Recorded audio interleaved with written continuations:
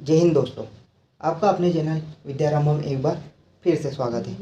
हम प्राचीन भारत इतिहास सीरीज के अंतर्गत पहले की वीडियो में जैन धर्म, बौद्ध धर्म, सिंधु घाटी सभ्यता, वैदिक सभ्यता आदि के बारे में पढ़ चुके हैं। अब हम इस वीडियो में महाजनपद युग के बारे में पढ़ेंगे, तो ज़्यादा समय बर्बाद न करते हुए वीडियो शुरू करते हैं। जो बौद्ध धर्म का अंगुत्तर निकाय है, बौद्ध धर्म के अंगुत्तर निकाय में 16 महाजनपदों का वर्णन किया गया है। उस समय भारत में कुल 16 महाजनपदें थी। 14 महाजनपद ऐसी थी जिनमें राजतंत्र व्यवस्था थी और 2 महाजनपद ऐसी थी जिसमें गणतंत्र व्यवस्था थी, और वह 2 महाजनपदें थी मल्ल और वज्जी। अब महाजनपद बने कैसे? हमने देखा कि वैदिक काल में, उत्तर वैदिक काल में जो शासन की सबसे बड़ी इकाई थी वह जनपद थी। वह उससे पहले ऋग्वैदिक काल में जन थी, उत्तर वैदिक काल में वह जनपद हो गई। उसके बाद के काल में द्वितीय नगरीकरण के समय यह महाजनपद हो गई। इसका प्रमुख कारण था लोहे की खोज। लोहे की खोज के कारण अस्त्र शस्त्र की अधिकता हो गई, आर्थिक संसाधन बहुत ज़्यादा उपलब्ध हो गए, जिससे लोगों के अंदर संपत्ति की अवधारणा विकसित हुई। उन्होंने अपना राज्य बढ़ाने के लिए प्रयास किया, जिससे बड़े बड़े महाजनपद उभर कर आए। अंगुत्तर निकाय में वर्णन है कि उस समय 16 महाजनपदें थी, जिसमें से 14 महाजनपदों में राजतंत्र व्यवस्था थी और 2 महाजनपद में गणतंत्र व्यवस्था थी। और वह 2 महाजनपद जो थे जिसमें गणतंत्र व्यवस्था थी वह थे मल्ल और वज्जी। तत्कालिक भारत में 10 गणराज्य थे। जो 2 महाजनपद थी जिनमें गणतंत्र व्यवस्था थी, उसमें कुल 10 गणराज्य थे। छोटे छोटे राज्य जो थे उनके अंदर वो 10 गणराज्य बने हुए थे, जिसमें 8 गणराज्य थे वज्जी महाजनपद में और 2 गणराज्य थे मल्ल महाजनपद में। मल्ल महाजनपद में जो 2 गणराज्य थे वो थे कुशीनारा व पावापुरी। एक वह जगह है जहाँ महावीर स्वामी को कैवल्य प्राप्त हुआ था, वह एक वह जगह है जहाँ महात्मा बुद्ध को महानिर्वाण प्राप्त हुआ था। जो पाणिनि रचित अष्टाध्यायी है उसमें कुल 22 महाजनपदों का वर्णन किया गया है, लेकिन हम प्रमुख रूप से 16 महाजनपदों के बारे में पढ़ते हैं, क्योंकि ज़्यादा से ज़्यादा प्राचीन ग्रंथों में 16 महाजनपदों का वर्णन किया गया है। तो दोस्तों, अब हम देखेंगे प्राचीन भारत की 16 महाजनपद, जिसमें एक कॉलम में लिखी गई है महाजनपद, दूसरे में लिखी गई है उनकी राजधानी, तीसरे में लिखा गया उनका वर्तमान क्षेत्र और चौथे में उनसे जुड़ी अन्य जानकारी। तो पहला महाजनपद है अंग। अंग महाजनपद की राजधानी थी चंपा, जो कि वर्तमान क्षेत्र बिहार के अंतर्गत आता था। इसकी विशेषता या अन्य जानकारी यह है कि महाभारत कालीन पात्र दानवीर कर्ण यहीं का शासक था। इसका प्राचीन नाम मालिनी भी था। दूसरी महाजनपद है मगध। मगध की राजधानी थी राजगृह, जो कि बिहार में आता है। इसकी विशेषता यह है, अन्य जानकारी इससे जुड़ी हुई महत्वपूर्ण यह है कि राजगृह में ही प्रथम बौद्ध संगीति हुई थी।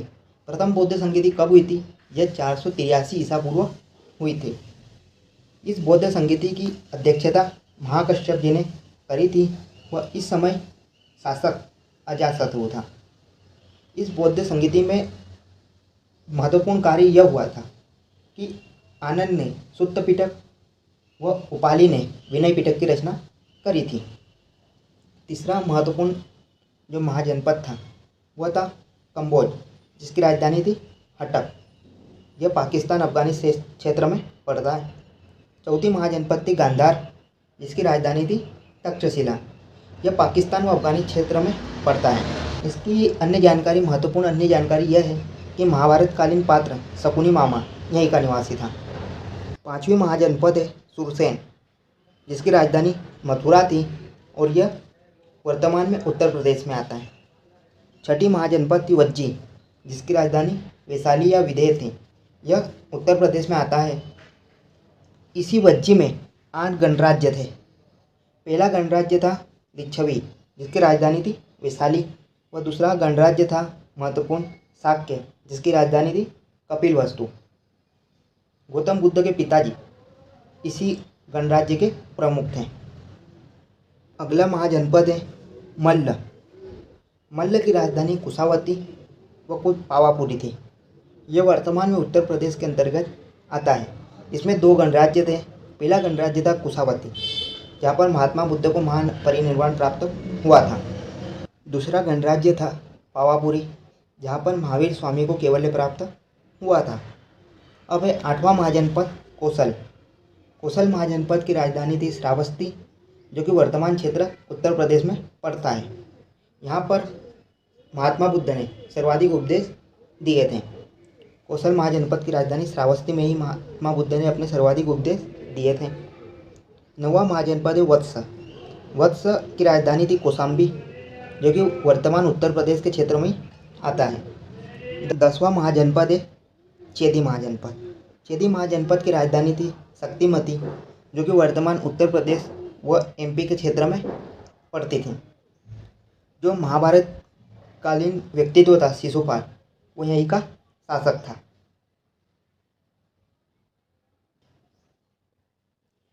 11वीं महाजनपद थी पांचाल। पांचाल की 2 राजधानियाँ थी। उत्तरी पांचाल की राजधानी थी अहिर क्षेत्र व दक्षिणी पांचाल की राजधानी थी काम्पिल्स। यह क्षेत्र भी वर्तमान उत्तर प्रदेश के अंतर्गत पड़ता था। महाभारत कालीन पात्र द्रौपदी, जिसे पांचाली भी कहा जाता था, वह यहीं की थी। 12वीं महाजनपद है मत्स्य। मत्स्य की राजधानी है विराटनगर, जो कि राजस्थान क्षेत्र के अंतर्गत पड़ता है। यहाँ की राजकुमारी थी उत्तरा, जिसका विवाह अर्जुन पुत्र अभिमन्यु से हुआ था। 13वीं महाजनपद थी अस्मक, जिसकी राजधानी पाटन या पोटली थी। यह क्षेत्र एमपी व कर्नाटक के अंतर्गत आता था। 14वीं महाजनपद थी कुरु, जिसकी राजधानी इंद्रप्रस्थ थी। यह क्षेत्र नई दिल्ली के अंतर्गत आता था। यहीं पर पांडवों ने इंद्रप्रस्थ की स्थापना करके यहाँ पर शासन करना शुरू किया था। 15वीं महाजनपद थी काशी। काशी की राजधानी थी वाराणसी, जो कि वर्तमान उत्तर प्रदेश के अंतर्गत आता था। 16वीं व अंतिम महाजनपद है अवंती। अवंती की भी 2 राजधानियाँ थी। उत्तर अवंती की राजधानी थी उज्जैनी और दक्षिण अवंती की राजधानी थी महिष्मती। ये वर्तमान में एमपी के अंतर्गत आता है, मध्य प्रदेश के अंतर्गत आता है। मगध का शासक शिशुनाग ने मगध में इसे मिला लिया था। तो दोस्तों, आपको यह वीडियो कैसी लगी ये कमेंट में ज़रूर बताएं। वीडियो को लाइक करें, ज़्यादा से ज़्यादा शेयर करें और सब्सक्राइब करना तो बिल्कुल ना भूलें। तो मिलते हैं अगली वीडियो में, तब तक के लिए जय हिंद, जय भारत।